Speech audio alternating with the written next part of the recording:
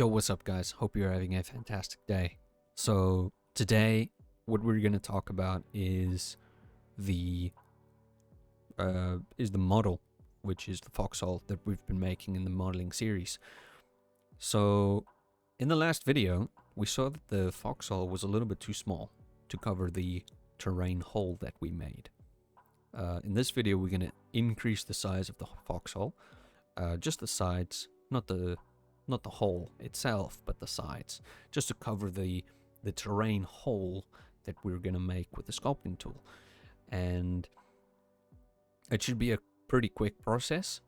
It's just, honestly, it's just scaling with a little bit of proportional editing, and then you've got your foxhole. So yeah, in the next video, we'll be covering the basics of UV editing, making a UV edit of your or making a UV image of your foxhole. Not that you would need it, as we're going to use the in-game's terrain mirroring material, you could say, the inheritance material. I like to call it the inheritance material. So as we're going to use that, it's not really necessary to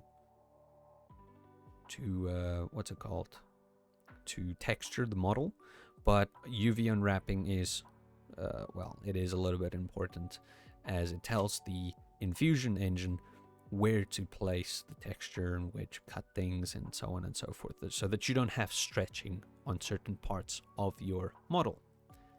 So that's gonna be the next video. So yeah, cool. Let's get straight into it. I think I've taken up enough of I've spoken enough for now.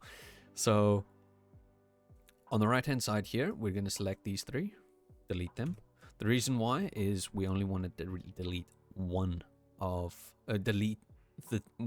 we want to delete the three, so we have to edit only one, right? This one in front of us. So let's do that. So okay, I was in what's it called, material view. So going to solid view, holding down Z, going to solid view, going into edit mode, which is just tab for you guys, and coming up here, selecting faces, holding down Alt, selecting these ones, and then Alt Shift to select another one, another loop. So that selects the loop for us, right? All the way around. Coming up here, you guys will have to enable proportional editing tool, so it's just a click of a button. Coming down to the drop down, instead of selecting smooth like we did previously, we're going to select sphere. Select sphere. Cool. Now pressing S, Shift Z. So what we're doing now is we are scaling only on the X and the Y axis. So you'll see them highlighted on your screen, coming up and highlighted. So we're canceling out the Y axis, or sorry, the Z axis, because we only want to scale vertically or horizontally. Okay, hope that makes sense. So moving out your mouse, and then if need be, scrolling down to increase or scrolling up to decrease the size of the proportional editing. Increase. Now I'm going to increase it. I always say it's better if it's a little bit bigger than what it's supposed to be. Then you have room to play around with, and you don't have to go back, edit things. So if you think it's too big, that's okay. It's all good. So increase it about. I'll increase it about there. Okay, we'll just leave it at that. Add a Control R is just the loop cut. I think I covered that in a previous video. And then all you need to do then is just spend a little bit of time doing the proportional editing, just to make the increase of size that we just did on the sides to make it fit in, you know. But it doesn't. It's not too necessary. It's just just a little bit of OCD we've got going here, you know, that perfectionist, which is good to have in some senses. So just increasing it here and there. Now obviously you guys can spend a lot more time on the intricacies and the editing and so on and make it look absolutely beautiful. I don't have a lot of time, as the time that I spend on this is time that you're watching the video. So yeah, I would recommend spending a little bit more time that we've just done on this and just make it look a lot better. But anyways, now that we've increased the sides, right, we can see that if we sculpt into the terrain, this would most likely cover up the hole, which is exactly what we want. Okay. Now, like I said, we're just going to quickly UV edit this. Now, UV editing basically means taking this 3D model, slicing it on certain areas, and that's those slices, those seams, as we call them in Blender. Those seams will tell the Infusion engine where to place the texture so that you don't get any stretching. Okay. Now with organic models like this, I personally, with my trenches and all that, I haven't found any issues with just leaving it as it is. Just leaving it as it is, even though it's a little bit crunched up in certain areas, just leaving it as it is. Now that's technically not the best practice when it comes to with UV editing. I'll take you guys through an entire UV editing thing in a completely different video. I'll show you how to UV edit, why it's used, this and that. But for now, just leaving this organic model as it is when we've UV unwrapped it is all good. It works, and that's all we want, as long as it works. In this case, in other cases, it's more. It has to be done a certain way, and I'll show you how to do that. So I digress again. So right click, and then as you can see, if you need to be in edge mode, right? If I haven't said that, you need to be in edge mode. Right click, and you'll see down here mark seam. Just above mark sharp, we've got mark seam. Now we're going to select mark seam, and you'll see that the edges that we've selected are highlighted as red. Okay, if we box select in the open areas, you'll see that it's red.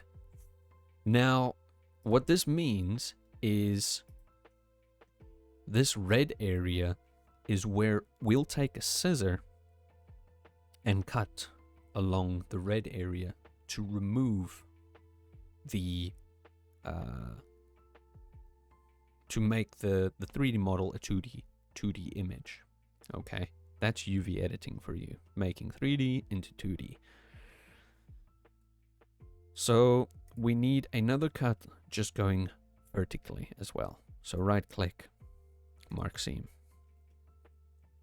So what we want to do now is U, and then UV unwrap. Okay. Coming down here, we can select these two as well. Mark seam. U, UV unwrap. Now you'll see a UV editing tab at the very top here next to sculpting. Select that. And now you can see you've got UV, you've got your 3D model on the right hand side and your 2D image on the left hand side. So this basically tells the Infusion engine or Unreal Engine or wherever where to place the texture.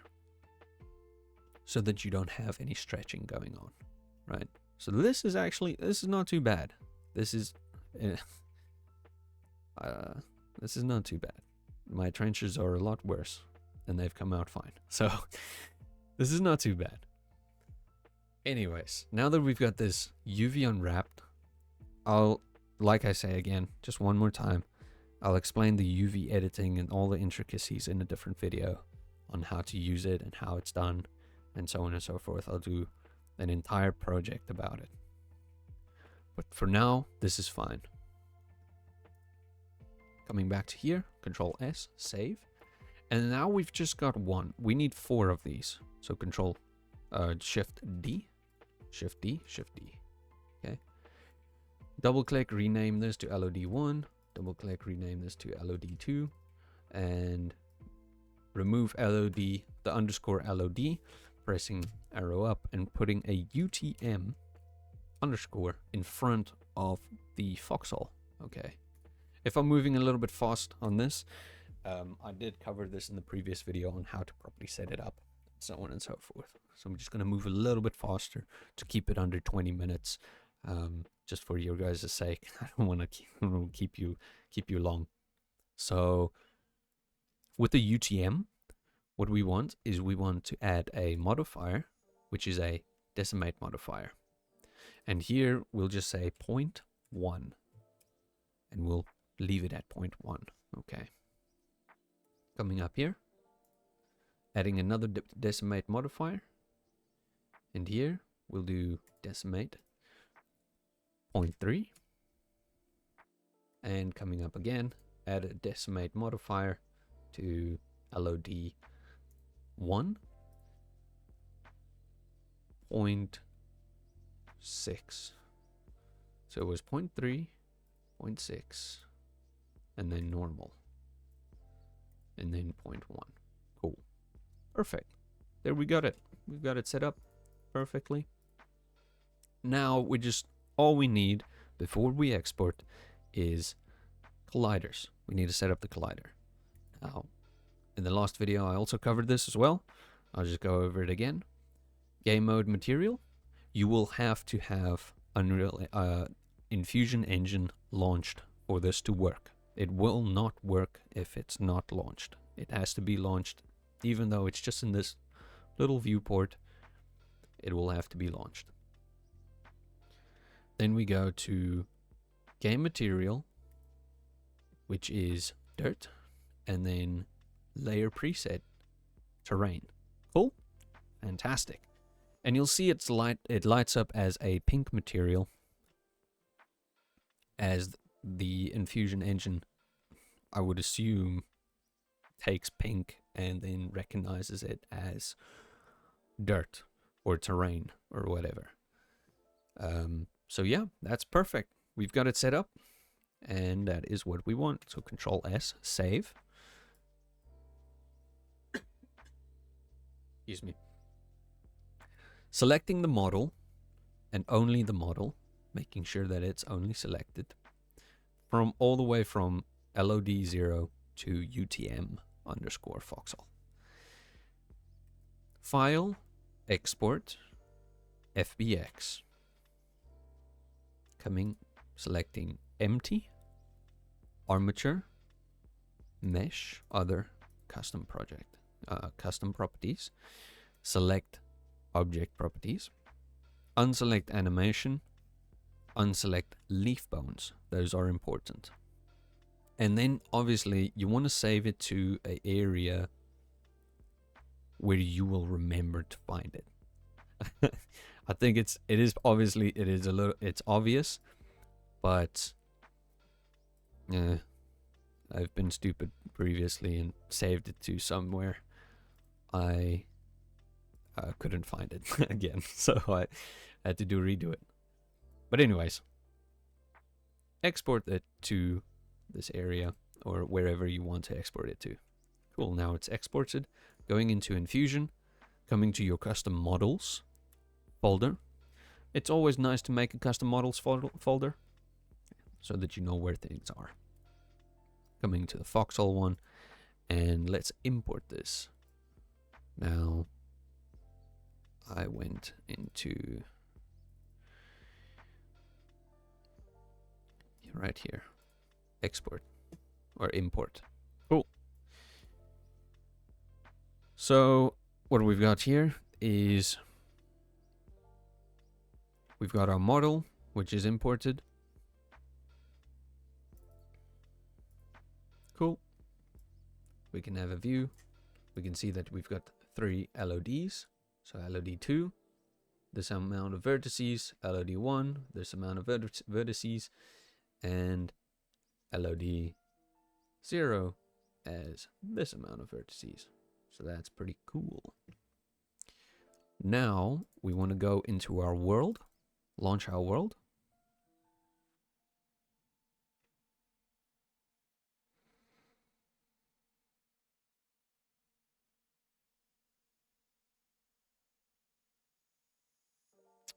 And then find an area where you want to test out the foxhole. So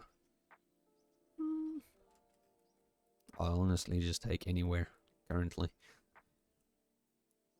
Go to your custom folder, drag it inside of the area, inside of your world. And now go Control T, paint the dirt. Yeah, it's this one. Cool. Now we can make it nice and dirt. And going to custom to object properties, we want to change the texture of the object or the model to match the terrain's texture so that it blends in like a real foxhole. The way we do that is right here. I've got I think I covered this in the previous video, but I'll just go through it again.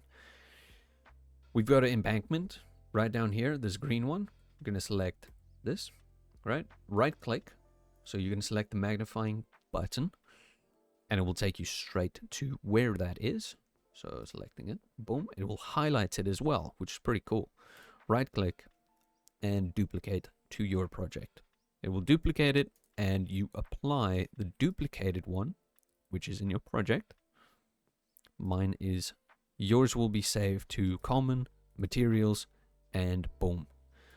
However, I have placed mine in my custom models in the trench system. Right here. And it will be green. So, going back, selecting your model, going to mesh properties, or mesh object, sorry. Dragging and dropping it into the material. And there we go. Now your model matches the ground's texture. Putting it into the world or into the ground. Drag it like so. Going to Control T, which is the shortcut for the terrain tool. If you didn't know that. Control, scroll wheel down or mouse down to decrease the size. Holding down Alt and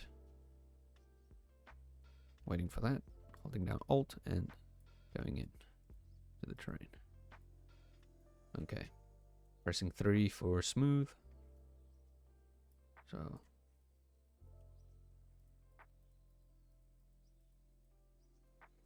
there we go. As we can see, we still need to make it a little bit bigger. Damn it. Should have gone a little bit bigger. That's okay.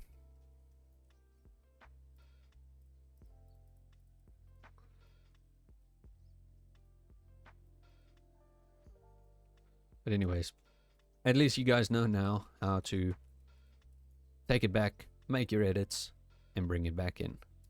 So now we just need to set up the model. So coming up to the generic entity, right click on that, change class, static model entity, as it will be a static model, right? Right click, add component, and say rigid body. We want to add a rigid body so that our player character collides with the model that we just made. You remember the pink collider? So the rigid body recognizes the pink collider and therefore knows where to place the feet and where to place the weapon if you want to set it on there. Oh, smacked my mic, I'm sorry. And so on and so forth. So it allows the character to interact with the model and not just walk straight through it. Okay. So rigid body, scroll all the way down and say static model geometry. And as it will be part of the terrain, you're going to select terrain. Now I've done a few tests.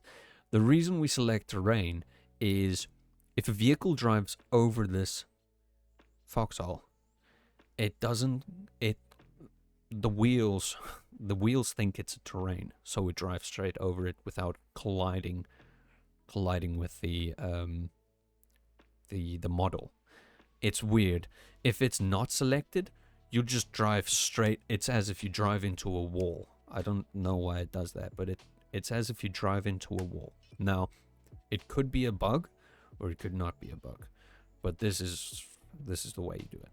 So, anyways, okay, we're over 21 minutes. Okay, cool. Anyways, this is how you do it. This is how you add in a model. And, well, we've told, as you can see here, you can see the slice, the line, the seam that we've made. So here's a seam. So that's pretty cool. Anyways, Control S to save. Go into play mode, test it out, give it a shot, see if it works. If it doesn't work, go back into to Blender and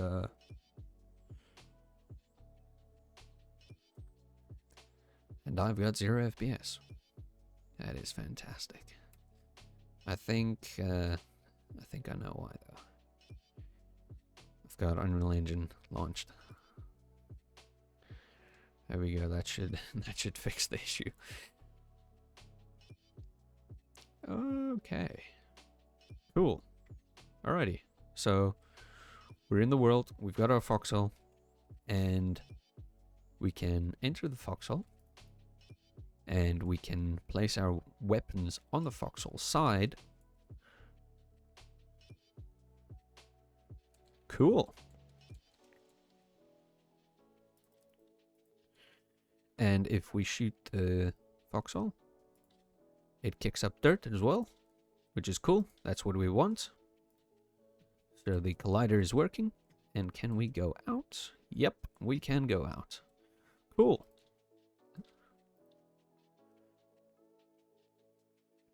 And we are just about level with the ground, which is good. So we can shoot. That's great. Cool. Fantastic.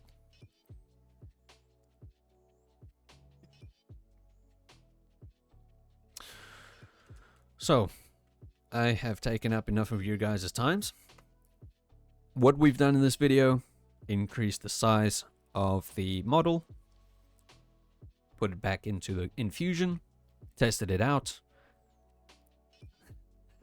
It's a little bit too small. If it's too small, just follow the process again. Take it out, delete the model. So delete the model within Infusion. Go back to Blender. Take these three, take them away, re-edit this one, make it a little bit bigger, exactly like we did. Duplicate it again, and so on and so forth until you've got the perfect size right for the game. My goodness. Until you got the perfect size for what you want. Now, in the next video, we'll be going over how to publish this model to the workbench. Not workbench, oh my word, the workshop. So that you can use it, so that you can make it available for any other modeler, or not modeler, but terrain maker, mapper. Anyways, guys, if you liked the video, smash the like button. If you want to see more content, subscribe. And if you've got any questions, any tips, anything like that, the comments are open. Send them in. If you want to take part in the community, or not take part, but become part of the community, we've got an amazing Discord filled with amazing and very talented modelers and mappers and modding people.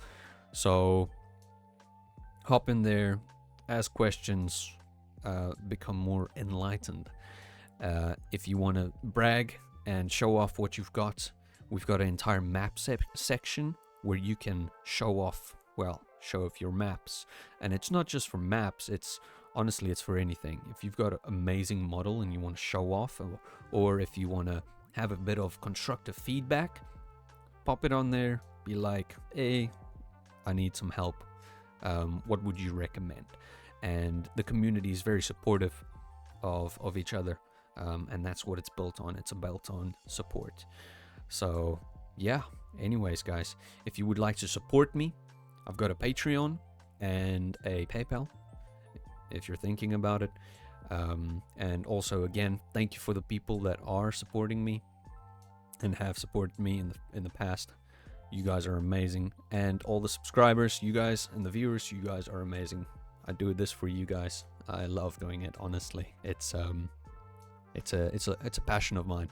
So thanks for the support, and I'm looking forward to the next video, and I'll see you there. Take care. Cheers.